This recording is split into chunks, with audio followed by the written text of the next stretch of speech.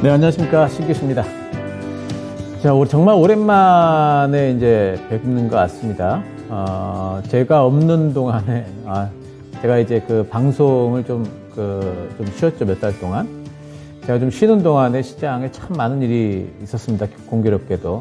그동안에 이제 그 방송을 통해서, 많은 좀 그 여러 가지 것들 좀 전해드리고 싶었는데, 그동안에 제가 이제 방송을 할 수 있는, 여건이 좀 안 돼서, 방송을 하지 못했습니다. 이제 방송을 다시 또 이제 시작한 지가 한 2주 정도 되는 것 같아요.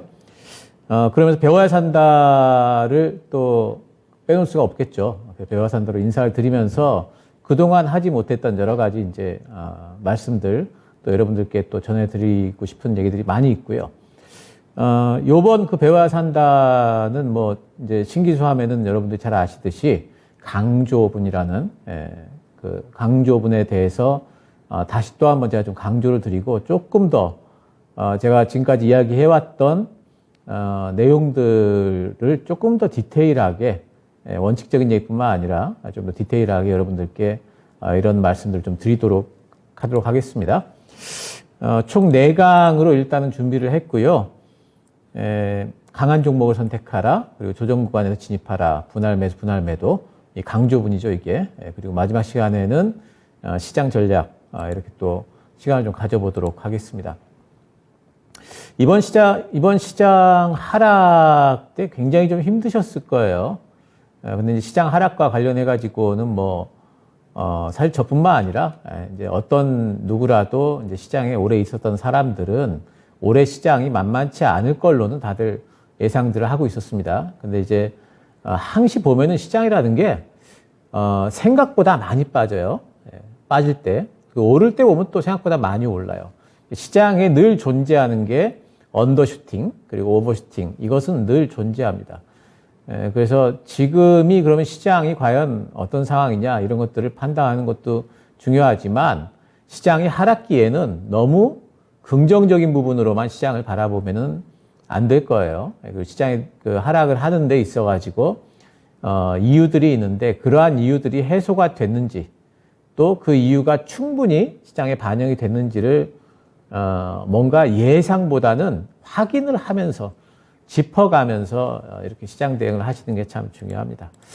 자, 어쨌든 오늘 첫 번째 시간에 이제 강한 종목을, 선택하라, 이렇게 시간을 좀 가져보도록 할 거고요.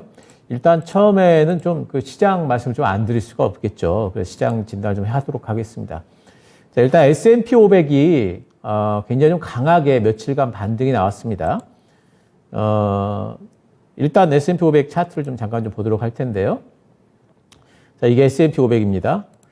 자, 강한 반등이 나왔죠. 양봉이, 연속 양봉이 3일째 나왔고요. 그 중요한 게 뭐냐면 이제 이런데, 전고점 있죠. 이런 데들이 이제 그 돌파가 됐다는 거예요. 제가 이제 지난 그 다른 방송에서 이제 제가 다른 코너에서 말씀을 드리기를, 4,100선이 돌파가 되게 되면은 그러면은 시장에 일단은 단기 바닥은 나왔다고 볼 수가 있겠다, 이렇게 말씀을 좀 드렸습니다. 그러니까 이렇게 올라왔기 때문에 일단은 단기 바닥은 이제 신뢰가 많이 쌓인 겁니다. 제가 신뢰가 많이 쌓였다 이렇게 말씀을 드리는 이유, 나왔다 이렇게 안 그러고, 그 이유는 뭐냐면은 지금 여기를 돌파를 하긴 했는데 약간 불안한 게 뭐냐면은 여기서 이렇게 올라왔다가 또 내려갔다가 바닥이 한 번 더 깊어졌죠. 그래서 이렇게 올라왔습니다. 그래서 우리가 통상 얘기하는 쌍바닥이 아니에요. 짝다리 짚은 바닥입니다. 그래서 이런 바닥으로 올라왔기 때문에 아직까지는 시장 안정화됐다라고 얘기는 힘들어요. 그래서 가령 이렇게 조정이 좀 들어올 수도 있고요. 근데 조정이 들어와서 이렇게 올라가게 되면은, 그러면은 이제 시장 안정화가 됐다 이렇게 볼 수 있는데, 이건 뭐냐면은 이제 이 경우에는 이제 여러분도 잘 아시는 역 헤드 앤 숄더, 이런 이제 패턴이 완성이 되는 거죠. 이런 것들이 나와주면은 시장이 이제 확실히 좀 안정화됐다 이렇게 말씀을 드릴 수가 있겠죠. 자, 요번에 이제 올라가게 된다면은, 바로 이렇게 V자 반등이 나올까요? 이렇게 쭉 올라갈 수가 있을까? 글쎄, 그렇게까지 가기는 좀 힘들 것 같아요. 그렇게까지 가기는 좀 힘들 것 같고, 이 부분, 지금 딱 요 부분, 4,200선 정도에서 한번 밑으로 한번 조정이 좀 들어올 것도 같습니다. 근데 요번에 조정이 들어왔다가 3,900을 안 깨고 그리고 반등이 나온 다음에는 이제는 바닥에 대한 신뢰가 좀 쌓이게 될 거고요. 그럴 경우에는 뭐 한 4,000 많이 가면은 일단 한 4,400 정도까지도 갈 수 있지 않을까. 그리고 4,300 정도, 4,300에서 4,400 정도가 아마 단기 목표 반등 구간이라고 보시면 됩니다. 얼마 안 남았죠, 사실. 반등이 너무 많이 빠르게 나와버렸기 때문에 너무 지금으로서는 큰 욕심 가지시기보다는요, 아직도 뭔가 좀 확인을 좀 할 것이 많다. 이렇게 좀 보셔야 되겠고요. 자, 일단 단기적으로 어떤 벽들이 형성이 됐는지 벽타기 분석을 해보면요, 단기적으로 이런 벽이 일단 돌파가 됐죠. 여기서 이런 벽이 돌파가 되면서 좀 강하게 반등이 좀 나와준 겁니다. 근데 여기서 다시 또 어떤 벽이 또 있느냐 하면은 이런 벽들도 있어요. 이런 벽들도 있습니다. 딱 이 벽이 어디 형성이 되어 있느냐 하면은 4,200과 300 사이에 이렇게 있지 않습니까? 딱 그리고 그 벽이 61선이 이렇게 내려오는 구간하고 맞닿아 있습니다. 그래서 이 벽이 강해요. 4,200선을 훌쩍 뛰어넘기에는 이 벽이 너무 강하기 때문에 4,200을 바로 넘기는 좀 힘들 걸로 봐요. 그래서 이 벽에 부닥쳐서 그거는 이제 61선 정도가 될 것 같아요. 밑으로 한번 빠졌다가 다시 반등이 나와서 이 벽을 넘기 위한 기간 조정이 옆으로 한동안 있은 이후에 벽을 넘든지 위로 아니면은 밑으로 빠지든지 이제 이런 것들이 아마 결정이 될 것 같아요. 그래서 아직까지 시장에 방향성 매매를 하시면 안 됩니다. 방향성 투자를 하시면은 좀 위험한 구간이에요. 그래서 지금은 시장이 이제는 상승으로 돌아섰다 이런 게 아니라 아직까지는 시장이 반등이 나왔고 반등이 나오게 된다면은 급하게 빠지다가 반등이 나왔기 때문에 뭐가 나오게 되냐면은 단기 아래쪽에서 바로 매집한 사람들이 단기적으로 단기 차익을 실현하기 위해서 매도를 하겠죠. 그러니까 바로 또 이제 그 매도가 물량이 나오면서 조정받을 수 있는 구간까지 4,200선까지 오게 되면 바로 그 구간에 또 접어듭니다. 그러니까 아직까지 그렇게 뭐 안심할 구간은 아니에요. 단지 반등이 이 정도 나왔으면은 이렇게 이 정도까지 세게 나왔으면은 이제는 뭐 3,800선을 깨지는 않겠구나라고 짐작은 할 수 있어요. 그리고 어느 정도 그 정도의 예상 정도를 가지고 있는 거지 여기서 훅 날아가겠구나 이렇게 생각하기는 좀 힘든 구간이라는 거죠. 근데 이제 그 긍정적인 부분은 뭐냐면은 일단 원유가, 유가 보시면은 지금 전쟁이 진행 중이고 앞으로도 뭔가 그 기름, 그 오일에 대한 어떤 소비는 살아있는데 공급 부족에 대한 얘기는 많이 나오고 있죠. 근데도 불구하고 그 얘기가 참 많이 나왔는데도 지난번에 이게 WTI인데요. 130불 위쪽으로 가기는 조금 힘든 어떤 흐름을 좀 보이고 있어요. 현재 상황에서.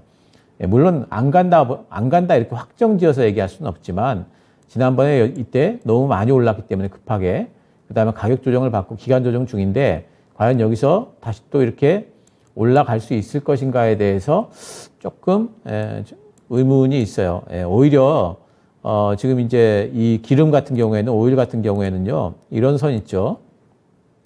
이런 것들이 지금 형성이 되어 있습니다. 아래쪽에. 그렇기 때문에 오히려 이걸 깨게 되면은 밑으로 이 선을 밑으로 하방으로 이렇게 깨게 되면은 그러면은 오히려 유가는 안정화되는 단계에 접어들 수도 있습니다. 물론 안정화라 그래서 엄청 싸지는 건 아니에요. 하지만 옆으로 횡보하는 거 100불과 120불 사이에서 옆으로 횡보를 하는 정도의 움직임을 가져갈 수가 있겠죠. 그 정도가 안정합니다. 그래서 그 정도만 된다 하더라도 유가는 그렇다면 증시에 크게 영향을 안 미치게 됩니다. 이제 유가를 잊어버릴 수가 있어요. 그 정도만 되더라고요. 현재 구간에서 유가가 또 증시에 큰 영향을 또 안 미치죠. 지난번에는 전쟁 나고 나서 바로는 유가가 엄청나게 증시에 영향을 많이 미쳤고 미국 증시 같은 경우에 이 오일 가격하고 완전 장중에도 보면은 완전 반대로 오일 가격 오르면은 미국 증시 S&P 500 빠지고 오일 가격 조금 빠지면 또 반등 나오고 이런 것들이 계속된 적도 있었는데 지금은 이제 그 정도는 아니라는 겁니다. 그래서 유가도 이제 영향력이 많이 감소됐다 이렇게 보이고요. 환율 보십시오. 환율이 참 고무적이죠. 오늘 참 많이 빠졌습니다. 61선을 깨고 밑으로 내려왔고요. 이렇게 되면서 이제 이제 환율이 원달러 환율이 지난번에 막 1,300원 가는 거 아니냐 막 이런 얘기도 있었는데 이제 그렇게 가기는 힘들 것 같고 이 정도까지 꺾였으면은 그러면은 이제는 1,300원까지 가기 힘들고 많이 나오면은 한 1,260원 정도까지는 뭐 나올 수도 있겠지만은 거기까지도 좀 힘들 것 같아요. 이제 한 번 더 빠질 것 같고요. 이 정도면은 한 번 더 빠져서 아마도 여기가 이제 전고점이기 때문에 1,220원에서 1,245원 사이, 그러니까 61선과 120선 사이에서 좀 왔다 갔다 하지 않을까, 요 부근을. 이런 생각은 드는데, 뭐 조금 반등이 나온다고 그래도, 죄송합니다. 좀 반등이 나온다고 그래도, 이제는 환율도 크게 증시에 영향을 많이 못 미칠 것 같습니다. 이 HTS의 달러 인덱스가 없는데, 달러 인덱스 대신에 제가 달러 유로를 보도록 할게요. 달러 유로 환율입니다, 이거는. 그러니까 그 달러 인덱스를 결정짓는 것 중에 가장 큰 포션을 잡고 있는 게 이 유로화예요. 유로화가 어떤가를 보면 되는데 지금 유로화가 다시 반등이 나오고 있지 않습니까? 계속 빠지다가 반등이 나오고 있기 때문에 이 얘기는 뭐냐면 유로화도 이 밑으로 빠질 것 같지는 않아요, 이제. 그 얘기는 뭐냐면 달러가 다시 전고점을 뚫고 달러는 딱 이 반대로 보시면 돼요. 위로 올라갈 것 같지는 않다는 거죠. 그렇기 때문에 우리나라 원달러 환율 같은 경우에도 이제 좀 안정화될 이제 여지가 크다. 이런 거죠. 그래서 그런 것들을 생각을 해본다면은 이제는 시장에 뭐 바닥은 나왔지 않는가. 일단 그걸 뭐 단기 바닥이라고 이야기할 수밖에 없어요. 왜냐하면 시장에 여러 가지 악재가 될 만한 여러 가지 이제 이야기들이 사라진 게 아니거든요. 그래서 조금 옆으로 횡보하고 살짝 반등 나온 듯 하다가 뭐 또 빼는 일이 없을 거다. 이렇게 얘기하기는 좀 힘들고요. 또 이제 뭐 단기적으로 좀 다음 주면 이번 주죠. 당장 뭐 내일 모레면은 이제 6월 달이기 때문에 6월 초가 되면은 5월에 대한 경제 지표들이 또 많이 발표되지 않습니까? 그래서 특히 이제 그 CPI 같은 경우에 5월 달 CPI가 어떻게 나왔느냐. 지금 이제 인플레이션에 바로 얼마 전에 지난주에 PC가 상당히 좀 고무적으로 나오면서 2달 연속 하락을 했죠. 그러면서 인플레이션 정점 얘기가 나오고 있거든요. 이제 인플레이션 고점 찍었고 더 올라가지는 않을 거다. 이런 얘기가 나오고 있는데 만약에 이제 6월 초에 나온 CPI가 또 뭐 올랐다든지 이렇게 되면 또 그 얘기 들어가면서 시장 또 흔들릴 수 있고요. 반대도 있어요. 반대도. 6월 초에 CPI 발표됐는데 하락했다. 이러면 시장은 조금 안심하면서 또 안도성 반등이 또 나올 수도 있겠죠. 그런 것들이 중요하고 뭐 CPI뿐만 아니라 이제 6월 달에는 뭐 FOMC도 있고요. 그래서 여러 가지 것들이 또 있습니다. 그래서 이제 그런 것들이 여러 가지로 남아 있기 때문에 아직까지 뭐 시장에 대해서 안심할 수는 없어요. 또 한 가지 이제 제가 계속해가지고 이제 한 3주 전부터인가요? 제가 말씀드렸던 게 뭐냐면 시장의 관심이 이제는 금리도 아니다. 금리 인상한다고 해서 시장이 뭐 거기에 대해서 금리 인상 뭐 0.5% 인상한다고 그래서 시장이 거의 반응 안 한다 말씀드렸죠. 왜냐하면은 그거는 뭐 너무 오래전부터 얘기가 돼 있고 또 이제 그런 것들을 또 뭐 미국 국채 금리라든가 뭐 이런 것들 빠진 것들 보게 되면은 그런데 반응 안 할 것 같아요. 근데 문제는 뭐냐면은 어디로 그러면 시장에 관심이 갔느냐면은 이제는 경기로 갑니다. 경기. 리세션 이렇게 표현을 하죠. 경기 침체가 오느냐 마느냐. 경기 침체의 기준이 뭐냐면은 보통 2분기 연속적으로 GDP가 역성장, 마이너스 성장을 하게 되면은 그러면 이걸 경기 침체로 보거든요. 근데 벌써 1분기 때는요, 미국 GDP가 역성장을 한번 했어요. 1분기 때. 1분기 거 GDP 발표를, 확정치를 언제 발표했느냐면은 4월 달에 발표를 했습니다.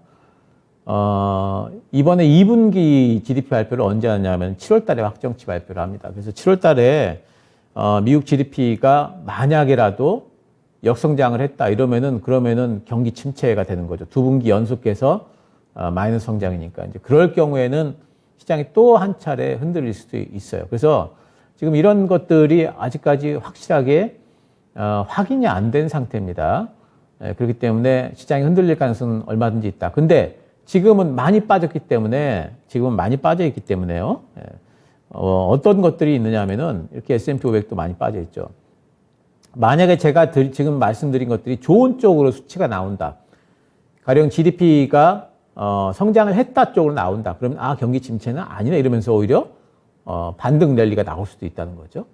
또 뭐 CPI가 인플레이션이 이제 잡힌 것 같다. 이렇게 나오면 또 어떻게 될까요?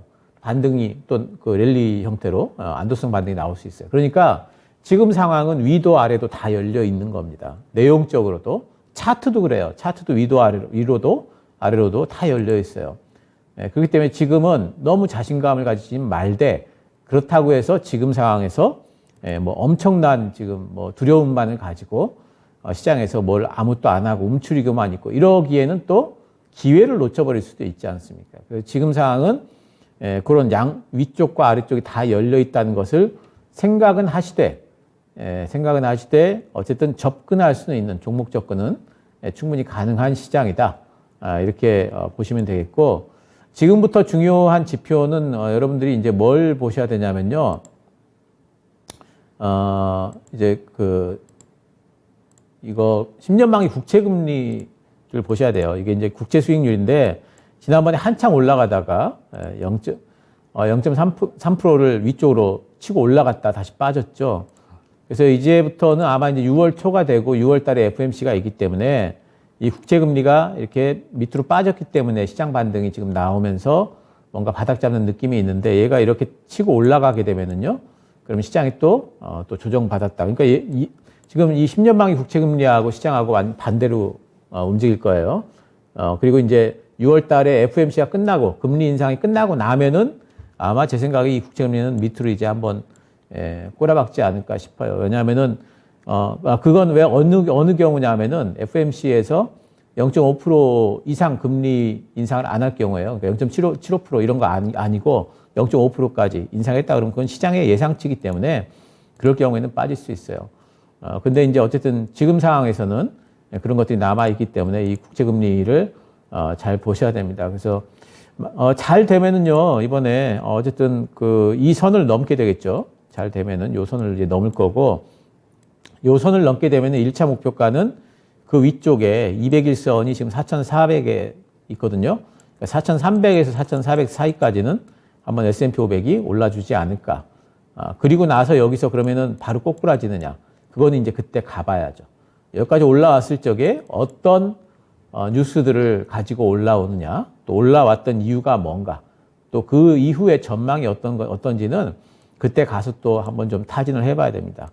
지금은 어쨌든 4,300에서 4,400 사이 요 정도를 목표치로 두시는 게 좋고, 물론 여기서 V자로 쭉 올라간다는 소리 아니에요. 옆으로 또 한번 조정받았다가 꿈틀꿈틀 하면서 아마 올라가겠죠. 거기까지는 일단은 그래도 올라갈 수는 있지 않겠는가 생각을 좀 해봅니다. 그래서 일단 미국 시장이 나왔기 때문에 참 다행이다.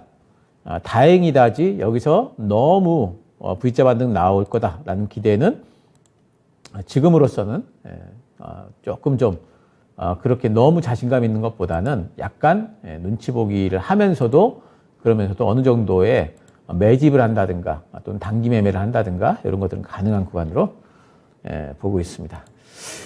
자, 시장과 관련된 뭐 전략 이야기는 좀 나중에 좀 다시 또 하도록 하고 너무 시장 얘기만 하니까 좀 준비한 걸 또 못할 수가 있어서 자, 오늘 종목 얘기, 강한 종목에 관련된 이야기를 한번 시작을 해보도록 하겠습니다. 일단 강한 종목에 대해서 여러분들이 이제 아셔야 될 몇 가지가 있는데 첫 번째는 뭐냐면은 강한 시장에서 강한 종목이 나오는 겁니다. 이거 너무 당연한 얘기죠. 너무 당연한 얘기인데 이것을 잊어버려요, 사람들이.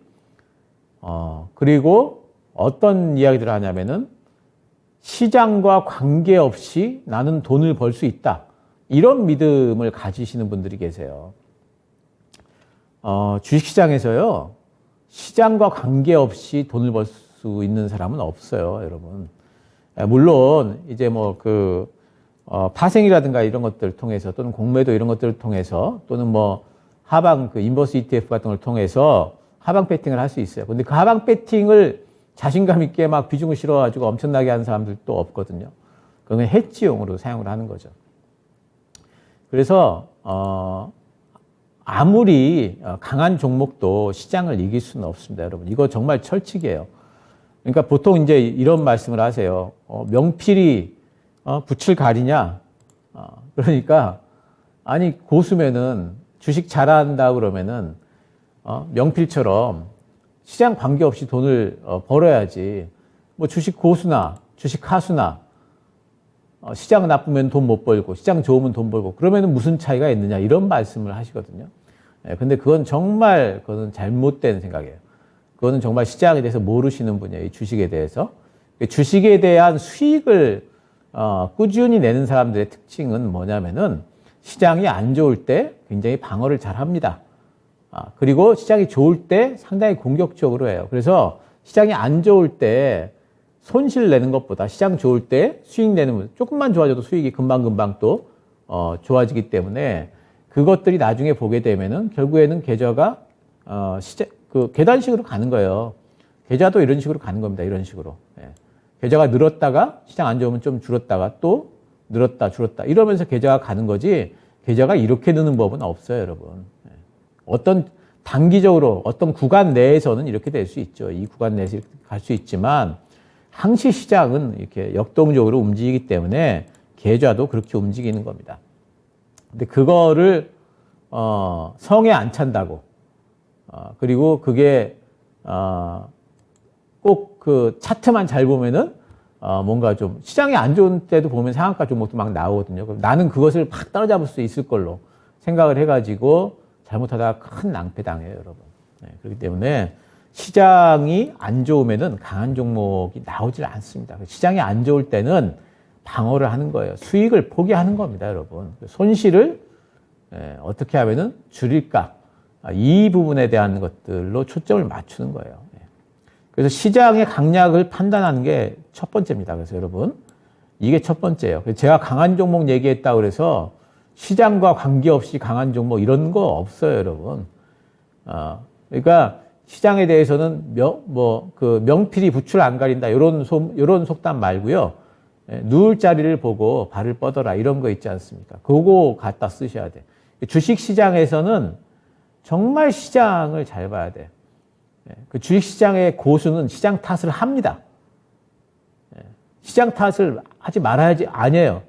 주식 시장에서의 돈 잘 버는 사람들은 시장 탓을 합니다. 왜냐하면 시장 탓이기 때문에. 근데 주식시장에서 뭘 모르는 사람들이 보면은 시장 탓을 못해요. 왜?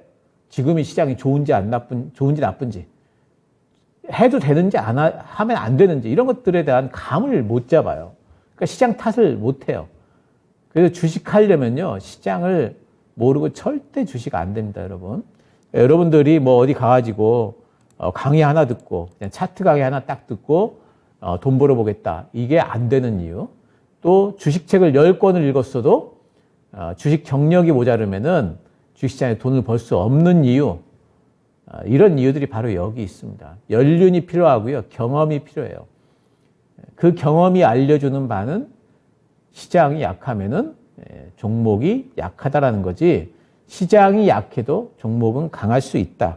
이런 걸 알려주지 않습니다, 여러분. 절대 그렇지 않습니다. 그러니까 안 좋은 그 시장에서는 여러분들이 절대로 방어적으로 하셔야 돼요. 자, 시장의 강약 어떻게 판단하느냐? 뭐 이제 여러 가지가 있죠. 시장의 강약을 판단하는 법은 뭐 여러 가지가 있는데 일단은 시장의 내용을 봐야 되겠죠. 시장이 뭐 지금 어떤 것들이 시장을 움직이고 있는가? 뭐 달러도 보고 미국 채권도 보고 뭐 유가도 보고 뭐 어떤 때는 그 채권 가격이 시장을 막 움직이다가 어떤 때는 유가가 막 움직이다가 어떤 때는 환율이 막 시장을 움직이다가 어떤 때는 그런 것들을 싹 잊어버리고 시장이 막 올라가기도 하다가 막 요동 시장이 도대체 시장이 왜 이렇게 되는지에 대해서 막 모를 정도로 복잡한 게 이게 시장입니다. 시장에 개입되는 변수는 굉장히 많아요. 굉장히. 그렇기 때문에 그 모든 것을 주의 깊게 봐야 돼요. 그래도. 그래야지만 이 시장이 더 하락을 할 것인가 아닐 것인가 이런 것들을 우리가 예상을 할 수가 있죠. 그래야지 방어를 할 수가 있죠.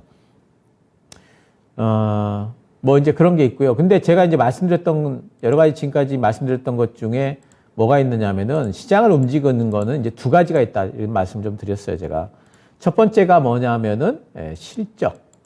그러니까 시장으로 따지면 이거는 실적이 아니라 뭐냐면 경기죠, 경기. 경기 모멘텀이라는 게 있고요. 두 번째는 뭐가 있느냐면은 유동성이라는 게 있습니다. 돈이죠, 돈. 돈이 얼마나 풀렸느냐. 그러니까 시장에서 투자할 수 있는 게 얼마나 되느냐. 이 두 가지가요. 돈이 많이 풀리면 시장이 막 올라가고요. 경기가 막 좋으면은 또 시장이 올라가겠죠. 너무 당연한 얘기죠. 근데 이 두 가지가 서로 보완적인 관계라서 그게 참 희한한 거예요. 경기가 막 좋아지면요. 뭘 하게 되냐면은 경기 막 좋으면은 이게 물가가 올라가잖아요. 인플레이션이 막 오잖아요. 그러니까 중앙은행에서 어떻게 합니까? 금리를 올려버려요. 그러니까 금리 올리니까 그러면은 어떤 생각이 들어요? 금리를 올리니까 그러면은 경기 막 좋아졌는데 금리 올리니까 이거 그러면은 뭔가 좀 소비가 위축되어 있구나. 대출을 할 때 금리가 비싸지니까 사람들이 집도 잘 안 살 거고 대출해가지고 뭐 하던 거 잘 안 할 거고 이러니 경기가 다운되어 있구나. 이러면서 시장이 또 안 좋아지기 시작해. 그래서 안 좋아지기 시작하다가 실제로 금리를 올리기 시작하고 나서 한 1년, 2년 지나면 경기가 실제로 다운되거든요. 성장률이 자체가 이렇게 좀 꺾입니다. 그렇게 되면 이제 주식시장이 내려가죠. 경기가 안 좋아지면 또 어떻게 해요? 그럼 주식시장이 계속 내려갈 것 같지만 경기가 안 좋아지면 또 무슨 일이 일어나요? 그러면은 중앙은행에서 또 금리를 내립니다. 금리를 낮추니까 어떻게 돼요? 돈이 늘어나, 유동성이. 그러니까 이번에는 돈 빌려서 주식 투자하는 사람들이 많아지니까 그것 때문에 또 시장이 올라가. 그러다 보면 유동성이 많아서 또 올라가. 이게 유동성 장세예요. 올라가다 보면 어떻게 돼요? 그러면 또 돈 풀었으니까 경기도 또 같이 올라가죠. 유동성과 경기가 같이 올라가는 구간에서 대세 상승장이 한 번씩 오는 거예요. 그리고 나서 또 경기가 또 너무 많이 올랐으니까 또 금리 또 내리면 결국 이런 것이 계속 왔다 갔다 하는 게 이 주식시장입니다. 그래서 지금은 어떤 시기예요? 금리 인상 시기죠. 경기가 지금 너무 좋죠? 인플레이션 피크입니다. 금리 인상 초반이죠. 그러니까 어떻게 될까요? 경기는 앞으로 가면 갈수록 성장률이 떨어지고 주식시장은 어떻게 될까요? 그런 것들을 반영할 수밖에 없겠죠. 그래서 지금 주식시장이 바닥이 아닐 수 있다라는 그런 이야기들이 아직까지도 나오고 있는 겁니다. 그래서 지금 반등이 나오지만 반등이라고 표현하는 거예요. 추세를 아직까지 못 만들었기 때문에 반등이라고 표현하는 겁니다. 자, 그래서 뭐 이제 그런 게 있고요. 어쨌든 그 하락장이냐 아니냐를 뭐 진단하는 법은 뭐 여러 가지가 있지만 일단 여러분들이 보시기에 제일 쉽게 할 수 있는 방법 이런 거 보시면 돼요. 요게 이제 그 121선이 요거거든요. 요거 121선이 요 선인데 121선은 우리가 뭐라고 그러냐면 경기선이라고 그래요. 경기선. 경기가 나빠지면은 어떻게 될까요? 이 121선의 방향이 꺾입니다. 이렇게.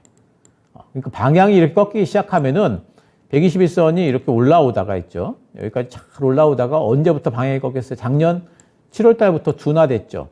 그러기 시작하더니 작년 9월 달부터 어떻게 됐어요? 121선이 이렇게 꺾이기 시작했죠. 그러니까 이때부터 뭐냐면은 시장은 그렇다면은 경기에 대한 불안감이 있구나. 그러면서 하락장세구나.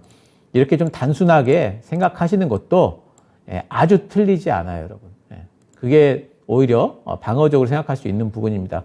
9월 달부터 저기 되더니 60일 이평선과 코스피에 그리고 120일 이평선이 데드 크로스가 났죠, 여기. 이런 것들이 발생을 하게 되면은 여러분들이 상당히 조심을 해야 돼요. 이때부터는 정말 뭔가가 좀 안 좋아질 수 있다라고 생각을 해야 됩니다. 약세장으로 돌입을 하는 겁니다. 그러니까 이때부터는 사람들 심리가 안 좋아서 반등이 나오더라도 강하지 않고요. 웬만하면 조그만한 이때부터는 뭐냐면 그러니까 악재에 대한 민감도가 호재에 대한 민감도보다 훨씬 더 커지는 그런 시기라고 이제 보시면 되기 때문에 요거 여러분 기억해 놓으세요. 121선 경기선이 꺾이기 시작하는 거, 상승 추세가 둔화되면은 그러면은 시장이 뭔가 약세권에 들어갈 수 있다. 그리고 이렇게 데드 크로스 같은 것들 나오면은 61선과 121선, 21선과 121선 데드 크로스는 요때 났죠, 벌써. 8월 달에 났고 작년 8월 달에 그리고 9월 달에 61선, 121선 데드 크로스가 났죠. 자, 이제 어떻게 될까요? 만약에 좋아지려면 심리가 그러면 21선과 121선에 골드 크로스가 나와야 되겠죠, 여기서. 그리고 더 좋아지려면은 61선과 121선의 골드크로스가 나와야 되겠죠. 그러면은 시장이 조금 이제 좋아지는구나 이런 생각을 하시면 되겠죠. 자, 이거 여기 보세요, 여러분. 지난번에 61선과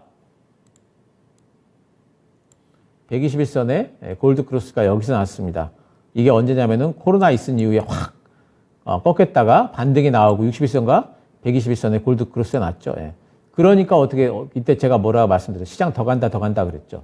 예. 골드크로스가 여기서 났기 때문에 반등 많이 나왔다고 이제 끝이다가 아니다. 더 간다 그랬죠. 예. 이런 것들을 여러분들이 하나의 신호로서 이런 것들이 여러분들이 좀 외워두세요. 이런 것들은 이제 알아두면은 평생 써먹을 수 있고요. 물론 100% 맞느냐? 제가 보기에 한 80% 맞아요. 80% 맞으니까 그건 감안하시되 이거 플러스 다른 것들도 같이 좀 섞어가지고 분석을 하시면 좋잖아요. 그죠? 네, 이런 것들 좀 알아두시면 좋고요. 그리고 여러분들이 또 아셔야 될 게 뭐냐면 강한 종목이라는 게 상승기와 또 하락기와 횡보기에서 종목들이 다릅니다, 여러분. 그러니까 상승기라고 하는 것은 그래도 한동안 쭉 올라가는 거죠. 상승기에는요, 강한 종목이 어떤 종목들이 이제 강하냐면은 상승기가 있다는 뜻은 주도 종목이 있다는 뜻이에요. 그 시장을 상승시키는 전체 주도 종목이 있다는 뜻입니다. 그러면 그 주도 종목이 속해 있는 섹터, 가령 그 상승기 때 작년 재작년 때는 어땠습니까? 배터리 종목들이 올라갔죠. 그러니까 배터리와 관련된 종목들이 주도를 했기 때문에 그때는 제일 강한 종목들이 배터리 쪽에 있던 거예요. 상승기 때는. 그러니까 그 주도 섹터 내에서의 주도주가 상승기 때는 제일 강한 종목이 됩니다. 근데 하락기 때는 어떠냐면은 없어요. 제가 없다고 그랬죠. 하락기 때는 강한 종목이 없습니다. 근데 하락기 때는 뭐가 있느냐면은 가끔씩 그래도 하락하다가 모멘텀 때문에, 단기 모멘텀 때문에 뭐 M&A 이슈가 있다라든가 또는 제약바이오 중에서 뭔가 좀 신약 발표가 있다라든가 또는 지난번에 코로나 때 엄청나게 하락하던 가운데서도 진단키트 관련주들은 올랐지 않습니까? 그런 식으로 그 하락을 유발하는 그 요인에 오히려 수혜를 받는 그런 종목들, 이런 것들이 이제 강한 종목들이 됩니다. 그래서 그런 걸 찾으셔야 되고, 항시 상승하다가 횡보하고요. 그리고 또 하락하다가 횡보하고, 이게 주식시장의 움직임이죠. 그런 횡보기에는 이제 뭐냐면은, 뭔가 시장에 눈치 보기가 들어옵니다. 눈치 보기가 들어오고, 또 어떤 현상들이 있냐면은, 상승하다가 횡보할 때는요, 1등주들이 막 끌어올려지다가, 아직까지 못 끌어올려진 2, 3등주들이 그때 시세를 막 줍니다. 이걸 아셔야 돼요, 여러분.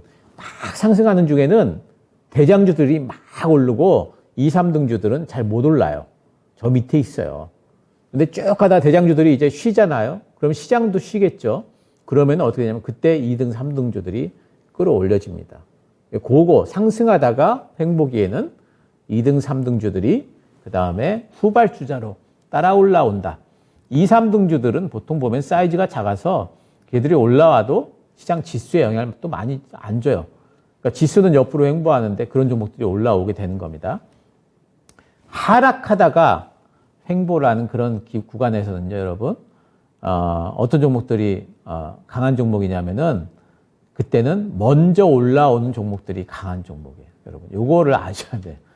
그러니까 하락하다가 횡보를 하면은 보통 초보자들이 뭘 잡느냐면은 횡보를 많이 해가지고 더 안 빠질 것 같은 종목을 자꾸 잡아요. 그러면 안 돼. 하락하다가 횡보할 때는 반등이 나올 거를 암시를 하잖아요. 이런 경우에는 여러분 딱 지금 같은 시기예요. 지금 같은 시기에는 여러분 오히려 반등이 먼저 나오는 종목들을 여러분 그쪽으로 손이 가야 됩니다. 아직까지도 기고 있는 종목 잡아서 편안하게 들고 하자. 그거는 좋은 생각이 못 됩니다. 그거는 지금 하락하면서 손실 봤는데, 그거는 계속 계좌 묶어두는 것밖에 안 돼요. 빨리빨리 손실을 복구하시려면 여러분들이 먼저 반등이 나오는 종목들, 여러분들이 눈여겨보셔야 됩니다. 이렇게 각 시장의 시기마다 강한 종목이 다르다 하는 것을 여러분들이 아셔야 됩니다. 자, 그리고, 이런 약세장에서 여러분들이 오히려 강한 종목을, 또 고를 수가 있어요. 그래서 강한 종목이라는 것은 약세장에서 눈에 띕니다. 오히려. 왜? 먼저 반등이 나오기 때문에. 제가 방금 말씀드렸죠. 방금 전에. 먼저 반등이 나온 종목이 강한데 그 종목들이 눈에 띕니다. 그러니까 지금 같은 딱 이 장세에서 어떤 종목들이 강한 종목인지 여러분들이 골라내는 게 너무 쉬워. 하반기 내년까지 전망이 좋은 종목들은요. 지금 반등이 벌써 나오고 있어. 그런 종목들을 지금은 아셔야 돼요. 어차피 약세장이고요. 지금 제가 여기서 말씀드린 약세장은 하락장이 아니에요. 딱 지금 같은 시기예요. 강세장이 아니고 하락장이 어느 정도 마무리가 되고 횡보하는 정도, 이런 정도가 지금 약세장입니다. 지금 정도의 시장에서는 여러분들이 어차피 중기 투자, 장기 투자는 하시면 안 돼요. 왜냐하면 방향성이 아직 안 나왔기 때문에. 그렇다면 단기 투자를 하셔야 돼요. 단기 스윙 정도 하셔야 되는데 뭐 한 10% 또는 뭐 15% 정도, 그 정도 목표가 가지고 들어가시는 거예요, 지금은. 근데 그거 해야 되는데 밑에서 지금 열심히 바닥 기고 있는 종목 잡아봤자 안 움직여요. 꿈틀되기 시작한 그런 종목, 수급이 붙은 종목들 들어가셔야 돼. 그래야지 단기간에 10%, 15% 수익 내고 빨리 종목도 다른 걸로 교체하고 이렇게 할 수가 있다는 말이죠. 그래서 그런 것들을 여러분들이 생각을 하셔야 되고 그런 것들을 골라내는데 지금은 너무너무 편하죠. 왜? 지금은 반등이 나오는 그런 곳에서 어느 종목이 먼저 반등이 나오느냐 이런 것들이 눈에 뭐 매일매일 보이지 않습니까? 그래서 그런 것들이 지금은 딱 보이는 시기다. 여러분들이 보시면 되겠어요. 자, 그리고 이제 두 번째, 이제 강한 종목이라고 할 때 그 개념이 투자 스타일에 따라 달라요, 여러분. 그러니까 단기 투자를 하는 사람이 보는 강한 종목과 장기 투자를 하는 사람이 보는 강한 종목이 어떻게 같겠어? 단기 투자를 하는 사람은 잡아서 빨리 올라가서 짧게 끊어서 빨리 매도하고 또 다른 종목 갈아타고 이게 단기 투자죠. 그런 사람들이 보는 강한 종목과 장기 투자는 어떻습니까? 한번 잡으면은 끝까지 끝물까지 한번 가보는 거죠. 쫙 올라서 정말 100%, 200%, 300% 먹고 나오겠다. 이게 장기 투자잖아요. 그러니까 그런 종목하고 어떻게 같지 않죠. 같을 수가 없겠죠. 그래서 단기 투자, 단기 강약은 뭐가 결정하면 수급이 결정을 합니다. 어떤 이유가 됐든 쫙 시장의 수급이 몰리는 그런 종목이 쫙쫙 올라가게 돼 있죠. 한 번 시장에 수급이 몰리는 종목들은 그날 하루 만에 쭉 빠지는 경우보다는 한 번 쫙 갔다가 좀 흔들리다 또 한 번 가고 뭐 이런 것들이 대부분이죠. 그래서 그런 것들이 바로 단기적으로 강한 종목이고요. 장기 강약은 뭘 봐야 됩니까? 그러니까 단기적으로 착착착 올랐던 종목들은 어떻게 돼요? 단기적으로 쭉쭉쭉 빠지죠, 또. 이런 종목들은 장기적으로 가지고 있으면 안 되잖아요. 그러니까 장기적으로 가지고 있는 종목은, 한참 지금 기다려도 한번 올리기 시작하면 또 쭉쭉쭉 오르고 좀 쉬다가도 다시 한번 쭉쭉쭉 오르고 그런 종목들이 장기 투자 종목들이죠. 지금 에코프로 BM, LNF 이런 종목들은 지금 얼마나 많이 올랐으면 코스닥의 시총 지금 상위주 뭐 1위, 3위 이렇게 돼 있잖아요. 계속 올라가고 빠질 때 조금밖에 안 빠지고 그렇게 올라가지 않습니까? 그런 종목들이 장기 종목이죠. 그런 종목들은 가치가 관건입니다. 가치. 그 얘기는 뭐냐면 이 가치라는 것은 미래 가치예요. 그러니까 지금 성장성 대비해 가지고 아직까지 저평가다 이런 것들 앞으로도 몇 년간은 계속해서 성장할 거다 이런 얘기들이 붙어 있어야 돼요. 그러면은 그런 종목들은 가다가 좀 쉬더라도 또 가고 이렇게 갑니다. 그러니까 종목이 다르죠. 단기적으로 강한 종목을 그렇게 갖고 있다가는 시세 다 반납하고 오를 때 시작했던 가격보다 더 빠져버리죠. 이런 거 많죠. 그렇기 때문에 여러분들이 이제 그런 부분들을 아셔야 되고 그 단기 종목은 모멘텀이 중요합니다. 뉴스가 중요해요. 뉴스가 중요합니다. 이 종목이 오늘 상한가를 갔는데 왜 갔을까? 단기 종목은 변동성이 커야 돼요, 여러분. 하루에 뭐 2% 오르고 3% 오르고 이런 종목 가지고 단타 치려면 안 돼요.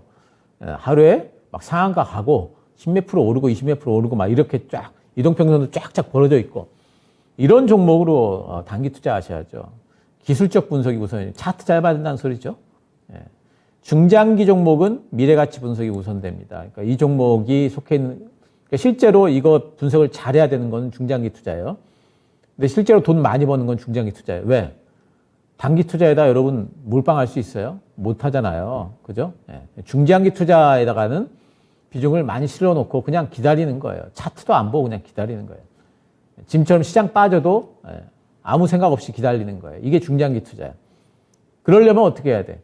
나중에 이 종목의 성장에 대해서, 이 회사의 성장에 대해서 정말 확실한 믿음이 있어야 돼. 그럼 그 믿음은 어디서 나와요? 공부해야지. 공부해야 믿음이 나오지. 공부를 해야 돼요. 그리고 나서 그냥 사가지고 덥석 사는 거예요, 그냥. 그리고 시장이 어떻니 저떻니. 그 중장기 투자하시는 분들은요, 여러분, 이 방송국엔 참 미안한 말씀이지만 이거 증권 방송 이런 거 보시면 안 돼요, 여러분. 그럼 막 마음이 흔들려요.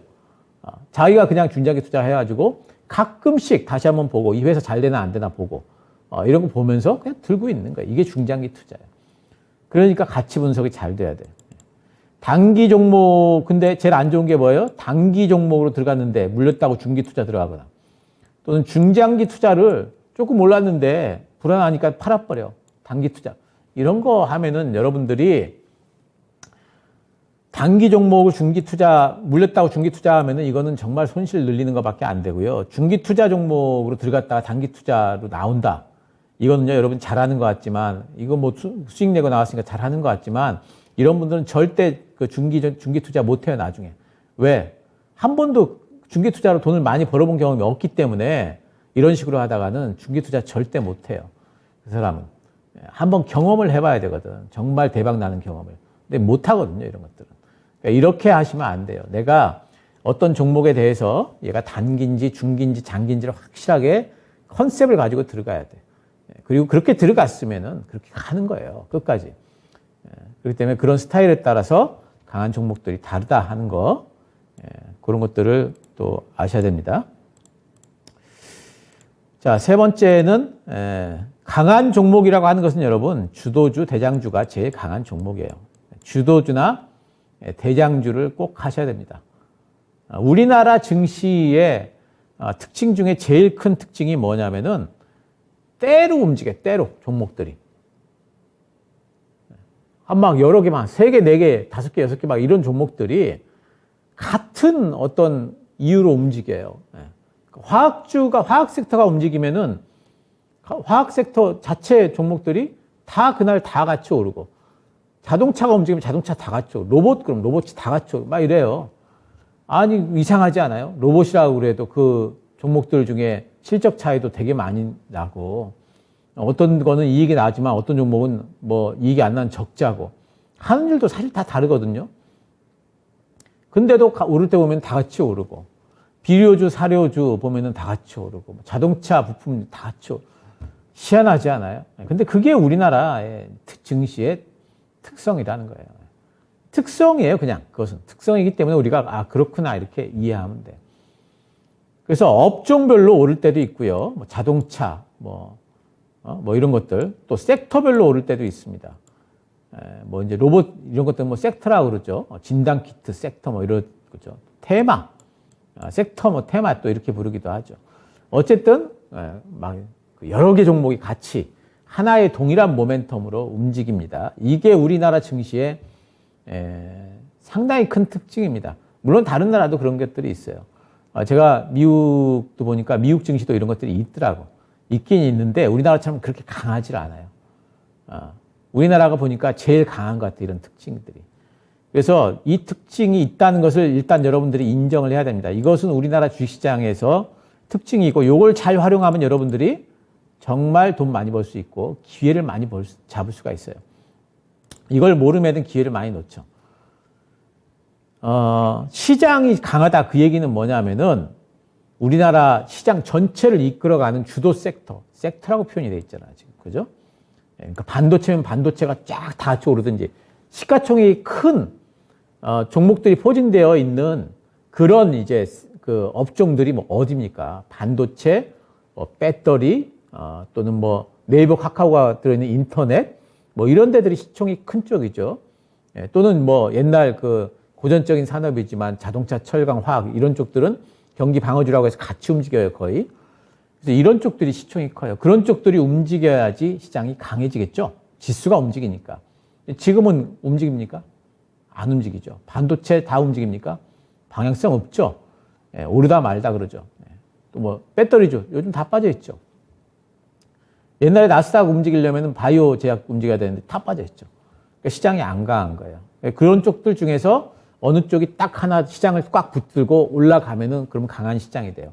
그리고 그 강한 섹터에서 가장 강한 종목이 주도주고 대장주가 됩니다, 여러분. 그래서 일단 그런 섹터가 딱 형성이 되면은 그 중에서 가장 강한 종목을 딱 잡아서 주도주, 대장주 일단 거기다 비중 실어가지고 딱 투자를 해놔야 돼. 그러니까 전기차 배터리 할 때 제가 두 종목 맨날 말씀드렸죠. 에코프로 BM 그리고 LNF 두 종목 맨날 말씀드렸죠. 그렇게 투자를 여러분들이 하셔야 돼. 그리고 그런 종목들은 빠지면 또 사고 또 올라가면은 좀 팔고 이래도 되고 들고 있어도 되고 얼마든지 할 수 있다고 그랬죠. 거기다 플러스 해가지고 제가 말씀드렸던 종목들이 동아기업, 첨보 이런 종목들이었죠. 그 종목들은 지금 요즘에 빠져 있죠. 어떻게 할지 여러분들이 한번 잘 보세요.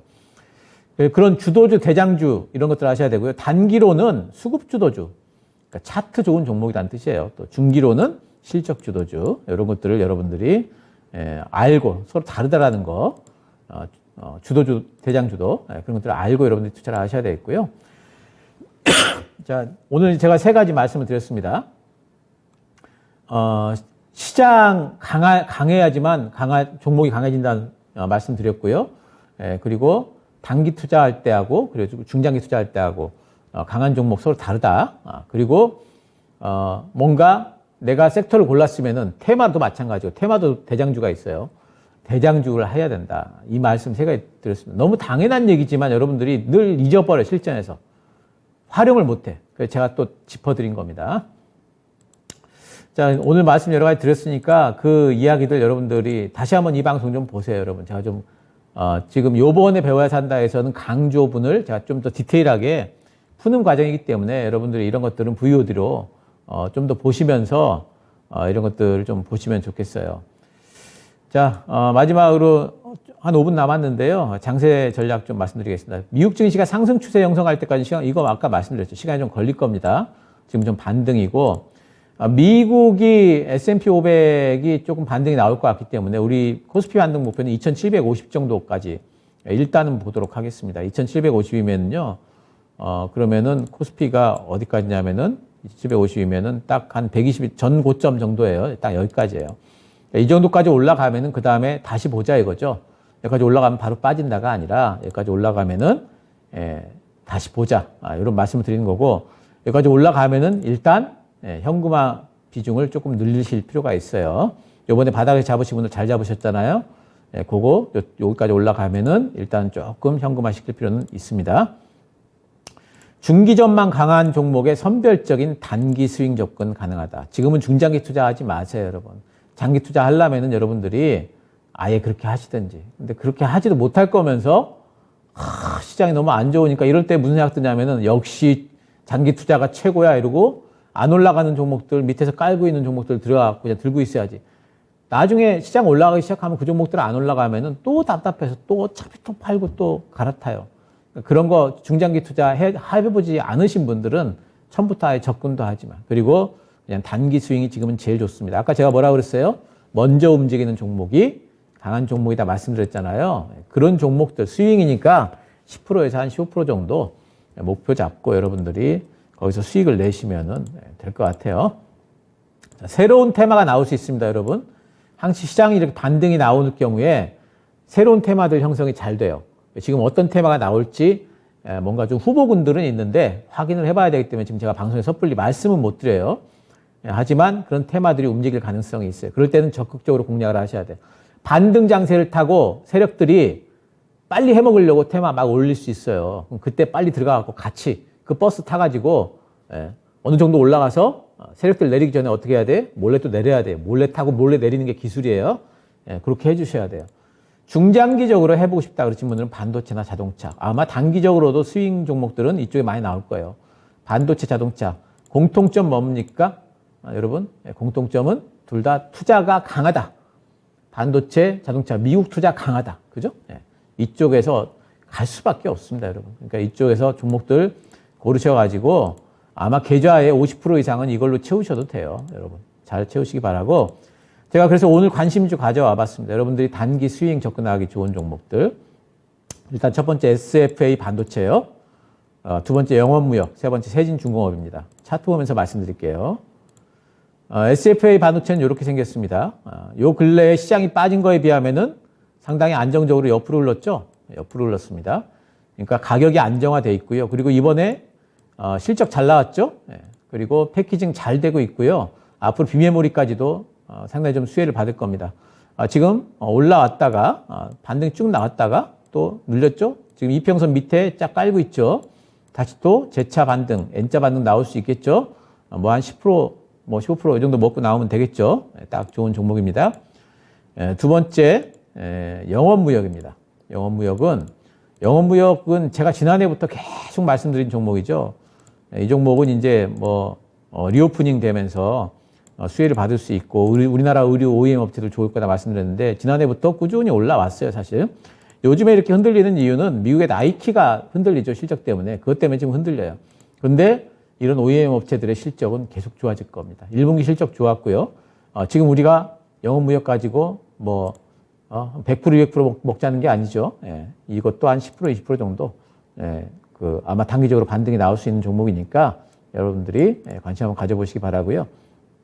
세 번째, 세진중공업이라는 종목이 있습니다. 이 종목은 뭐냐면 이제 조선 쪽에 현대중공업 그리고 현대미포조선 이런 데에 같이 협력업체예요. 근데 뭘 하냐면은 우리나라에서 제일 넓은 조선 도크를 갖고 있어요.